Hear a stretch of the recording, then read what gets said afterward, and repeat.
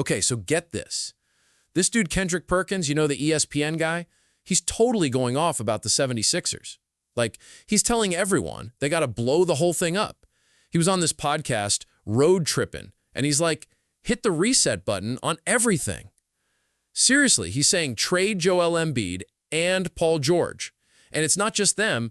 He thinks the guys who paid them and made these moves totally jumped the gun. Like, on paper, the Sixers have this sick lineup with Embiid, Tyrese Maxey, and Paul George. But Perkins is like, nah, trade everyone but Maxey if you want to start over. He's also calling out the front office, man. He's like, clean house, and he's specifically calling out Daryl Morey. He's saying Morey did a terrible job knowing Embiid's injury stuff and what he was dealing with, and then still gave him that huge extension. Messed up, right?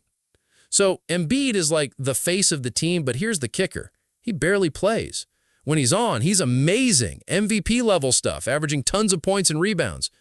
But since then, dude's played like barely any games the last 2 seasons. And they owe him so much money over the next 4 years. Wild. And Paul George, oh my gosh, he might be even worse. He came over from LA last year, and it was like his worst season ever. He played a bunch of games, but he was just awful on the court for getting paid max money. Like, his stats were not good at all. The only good thing they had going was Tyrese Maxey, but even he couldn't save them. The team was straight up bad last season, like one of the worst records in the league. And with George and Embiid locked into these massive contracts, there's no easy way out for the Sixers. Embiid's knees are giving out, and George is just not the player he used to be. So, according to Perkins and a bunch of other people, the real problem is the front office.